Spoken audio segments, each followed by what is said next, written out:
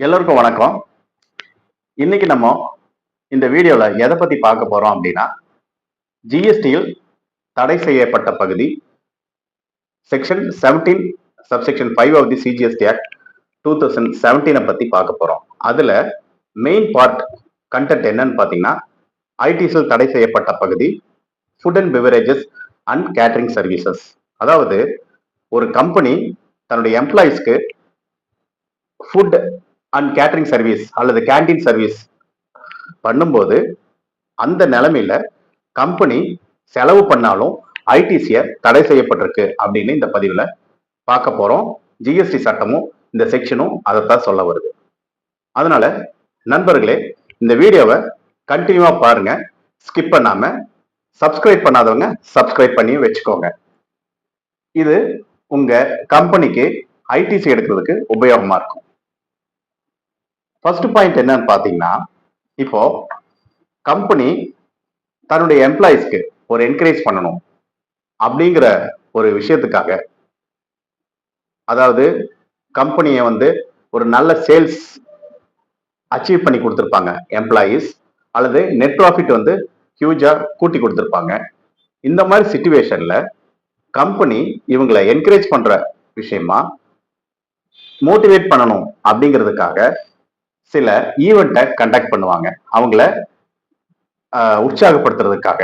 அப்போ ஃபேமிலி ஃபங்க்ஷனா அல்லது ஒரு சேல்ஸ் ப்ரொமோஷன் மீட்டிங்கா, அவார்ட் ஃபங்க்ஷனா கிரியேட் பண்ணி ஒரு ஈவெண்ட்டை கண்டக்ட் பண்ணுவாங்க. அந்த டைம்ல அந்த எம்ப்ளாயிஸ்க்கும் அவங்களை சார்ந்த ஃபேமிலிஸ்க்கும் ஒரு ட்ரீட் மாதிரி, அதாவது ஃபேமிலி ட்ரீட் மாதிரி அல்லது ஃபங்க்ஷன் கண்டக்ட் பண்ற விதமா அவங்களுக்கு ஃபுட் ப்ரொவைட் பண்ணுவாங்க. இந்த மாதிரி சமயத்துல அந்த ஃபுட் எக்ஸ்பென்சஸ் கம்பெனி பேர் பண்ணணும், அதாவது எக்ஸ்பெண்டிச்சரை பேமெண்ட் பண்ணணும்.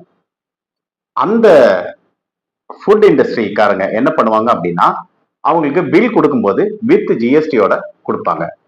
இந்த மாதிரி டைம்ல கம்பெனி ஐடிசி எடுக்கலாமா, இந்த எக்ஸ்பெண்டிச்சருக்கு ஜிஎஸ்டி ஐடிசி எடுக்கலாமா அப்படின்னு பாத்தீங்கன்னா, food and beverages and catering சர்வீஸ்க்கு ஜிஎஸ்டியில் தடை செய்யப்பட்டு உள்ளது அப்படின்னு சொல்லியிருக்காங்க.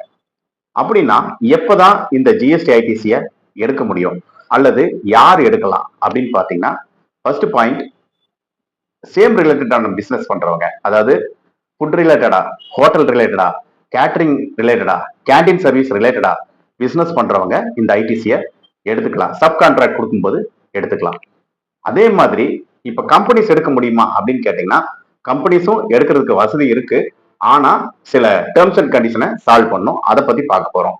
அதாவது ஃபேக்டரிஸ் ஆக்ட்ல கவர் ஆயிருக்கா அந்த கம்பெனி, அல்லது லேப் ஆக்ட்ல கவர் ஆயிருக்கா அப்படின்னு பார்த்துட்டு அந்த நோட்டிபிகேஷன் அவங்க ஃபாலோ பண்ணியிருந்தாங்க அப்படின்னா அந்த ஐடிசியை அவங்க எடுத்துக்கலாம். இப்ப கம்பெனி எப்போ இந்த சிச்சுவேஷன் வருது அப்படின்னு பாத்தீங்கன்னா, மினிமமா ஒரு 250 பேர்னாவது ஒர்க் பண்ணிருக்கணும், அல்லது கான்ட்ராக்ட் பேஸ் இல்லாம எம்ப்ளாயிஸ ஃபுல் டைம் எம்ப்ளாயியா அவங்க வச்சு ஒர்க் பண்ணும்போது அவங்களுக்கு வேண்டிய சர்வீஸ், அவங்களுக்கு வேண்டிய ஃபெசிலிட்டியை பண்ணி கொடுக்கறதுக்கு ஒரு கேண்டீன் ப்ரொவைட் பண்ணணும், அவங்களுக்கு ஃபுட் ப்ரொவைட் பண்ணணும், டீ காஃபிஸ் ப்ரொவைட் பண்ணணும், ஸ்நாக்ஸ் ப்ரொவைட் பண்ணணும் அப்படின்னு சொல்லிட்டு அந்த ஆக்ட்ல வலியுறுத்தி இருந்தது, கட்டாயப்படுத்தி இருந்தது, கொடுக்கணும் எம்ப்ளாயிஸ்க்கு அப்படின்னு ஒரு சிச்சுவேஷன் இருந்ததுன்னா, இந்த மாதிரி சிச்சுவேஷன்ல இந்த ஹோட்டல் பிசினஸ் பண்றவங்க பில் கொடுக்கும்போது, அதாவது ஃபுட் ரிலேட்டடான பில் கொடுக்கும்போது இந்த மாதிரி சிச்சுவேஷன்ல இந்த கம்பெனி இந்த ஐடிசியை யூட்டிலைஸ் பண்ணிக்கலாம்.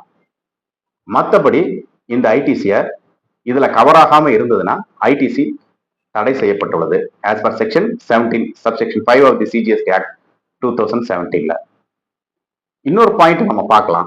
அதாவது தடை செய்யப்பட்டிருக்கு அப்படின்னா அந்த ஐடிசி நீங்க தொடவே வேண்டாம், விட்டுறலாம், தாராளமா விட்டுறலாம். அப்படின்னா இந்த எக்ஸ்பெண்டிச்சரை நான் எங்க பேர் பண்றது, எப்படி நான் கிளைம் பண்றது? கம்பெனிக்காக நான் செலவு பண்ணியிருக்கேன், கம்பெனிக்காக நான் அதை அப்ரோச் பண்ணியிருக்கேன், கம்பெனியோட நெக்ஸ்ட் லெவல் போறதுக்காக நான் இதை எக்ஸ்பெண்ட் பண்ணியிருக்கேன் அப்படின்னா அதை நான் எங்க கிளைம் பண்றது அப்படின்னு பாத்தீங்கன்னா, இன்கம் டாக்ஸ்ல இந்த எக்ஸ்பெண்டிச்சரை ஃபுல்லாவே கிளைம் பண்ணலாம். ஜிஎஸ்டி மட்டும் ஒரு பார்ட் அமௌண்ட் இருக்கு, அதை மட்டும் கிளைம் பண்ணணும் அப்படிங்கிற உத்வேகம் இல்லாம ஃபுல்லாவே இந்த எக்ஸ்பெண்டிச்சரை அந்த வருஷத்துல கிளைம் பண்ணலாம். ஆனா அதோட கண்டிஷன் என்னன்னு பாத்தீங்கன்னா, பிசினஸ் ரிலேட்டடா இருக்கணும். பிசினஸை ப்ரொமோட் பண்ற கூடிய ஒரு எக்ஸ்பெண்டிச்சரா ஃபுல்லா இருக்கணும். அப்படின்னா அந்த எக்ஸ்பெண்டிச்சரை இன்கம் டேக்ஸ்ல கிளைம் பண்ண முடியும்.